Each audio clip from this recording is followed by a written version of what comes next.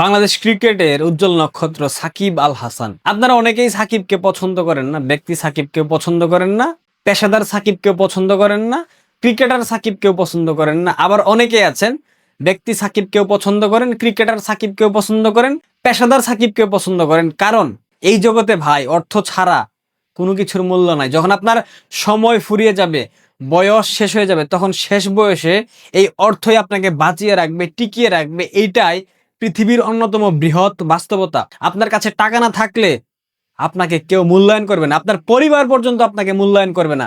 আজ আপনি অর্থহীন হন, আপনার পরিবারকে আপনি সাপোর্ট দিতে অক্ষম হন, দেখবেন আপনার পরিবার সেই ব্যক্তিকে সমর্থন করবে, সেই ব্যক্তিকে সম্মান করবে, যেই ব্যক্তি আপনার পরিবারকে অর্থনৈতিকভাবে সাপোর্ট দেয়। সেটা হতে পারে আপনার অন্য কোনো ভাই, হতে পারে আপনার ছোট বোন, বড় বোন, হতে পারে আপনার স্ত্রী, হোয়াট এভার।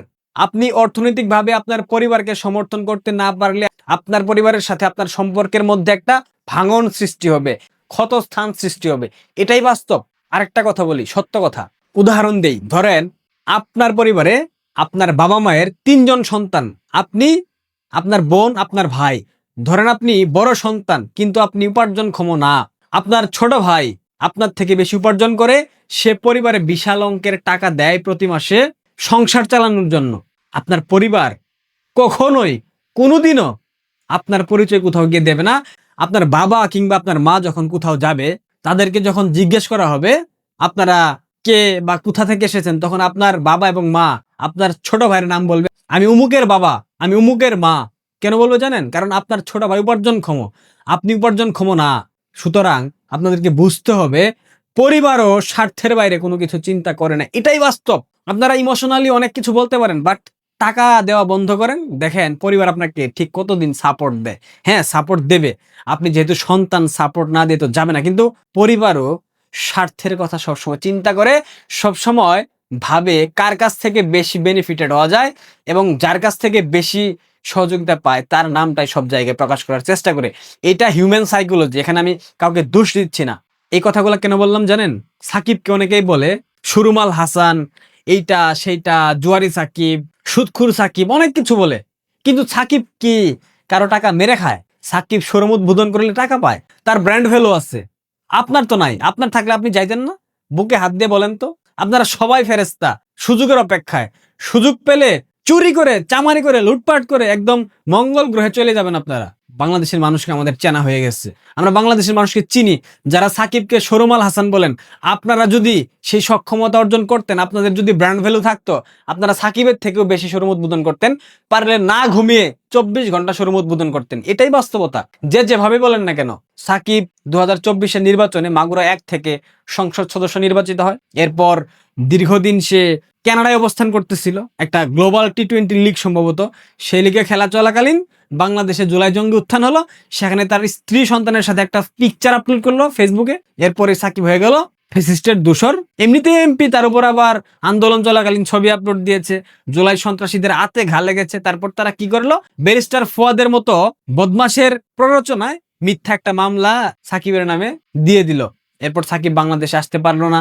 পরবর্তীতে অনেক নাটক হলো, আসার চেষ্টা করা হলো, দুবাই পর্যন্ত আসলেন, কিন্তু বাংলাদেশের সরকার মবের হাত থেকে সাকিবকে নিরাপত্তা দিতে ব্যর্থ, এবং বিসিবি বলে দিল তারা নিরাপত্তা দিতে পারবে না। এরপর কি হলো? সাকিব আর আসতে পারলো না। এটা তো আপনারা জানেন এই পর্যন্ত। এরপর শেখ হাসিনাকে নিয়ে অসংখ্য স্টেটমেন্ট দিয়েছে, ফেসবুকে স্ট্যাটাস দিয়েছে, অনেক তর্ক হয়েছে, অনেক বিতর্ক হয়েছে, এবং আসিফ মাহমুদ সজীব ভুইয়া ওপেন স্বীকারই করে নিয়েছে সাকিবকে সে আসতে দেয়নি।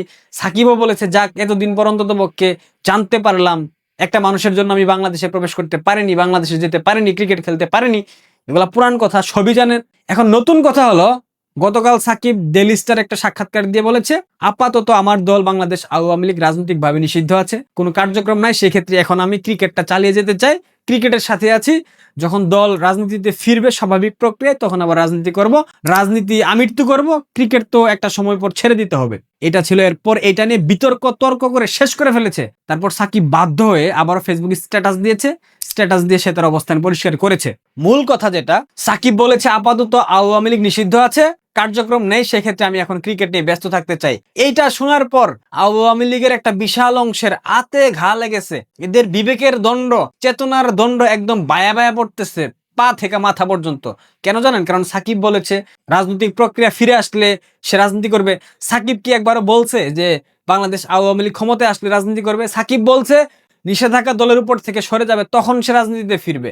সাকিব তো বলে নাই ক্ষমতায় আসার পর ফিরবে। সাকিব কি বাংলাদেশ আওয়ামী লীগ থেকে লুটপাট করেছে, শত শত কোটি টাকা কামিয়েছে, আওয়ামী লীগের নাম বিক্রি করে ক্রিকেটার হয়েছে? সাকিব কি আওয়ামী লীগকে বিক্রি করে মনোনয়ন বাণিজ্য করে শত শত কোটি টাকা কামিয়েছে? সাকিব কি শেখ হাসিনার সাথে সাক্ষাতের কথা বলে, দেখা করানোর কথা বলে শত কোটি টাকা নিয়েছে? সাকিব কি মিডিয়া জগতের কর্মীদেরকে শেখ হাসিনার সাথে সখ্যতা করার কথা বলে টাকা নিয়েছে? সাকিব কি সাপ্লায়ার ছিল? সাকিব কি মাগুরা থেকে জোর করে মনোনয়ন নিয়েছে? সাকিব কি আওয়ামী লীগ থেকে 100 কোটি টাকা কামিয়েছে? কামায়নি।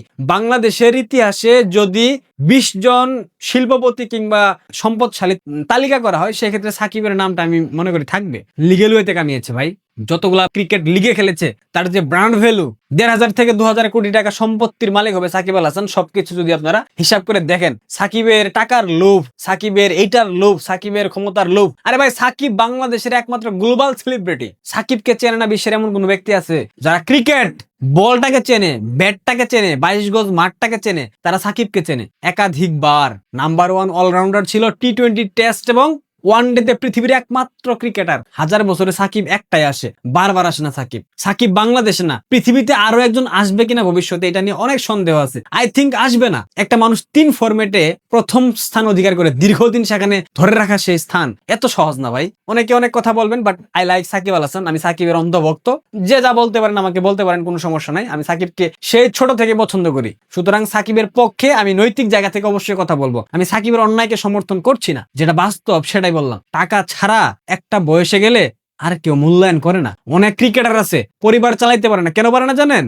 পয়সা নাই। এবং সাকিব আড়ালে যেই পরিমাণ মানুষকে সহায়তা করতেছে এখনো আপনাদের কোনো আইডিয়াও নাই। সাকিব এবং মাশরাফিকে আপনারা টেনে নিয়ে আসেন, অথচ যেসব লোক শেখ হাসিনাকে বিক্রি করে দুর্নীতি করেছে, মনোনয়ন বাণিজ্য করে অর্থনৈতিকভাবে সমৃদ্ধশালী হয়েছে এবং শেখ হাসিনার সাথে সাক্ষাতের কথা বলে লুটপাট করেছে, মানুষকে ঠকিয়েছে, তৃণমূলকে ঠকিয়েছে, এদের নিয়ে আপনারা কথা বলেন না, কারণ এরা আপনাদের নেতা, তাই তো? আর সাকিব আপনাদের নেতা হইতে পারে নাই। একটা ভবিষ্যৎবাণী করি, ইন ফিউচারে বাংলাদেশ আওয়ামী লীগের রত্ন হবে সাকিব আল হাসান। মাথায় রাখবেন আমার এই কথাটা। আশা করি বুঝতে পেরেছেন। ধন্যবাদ।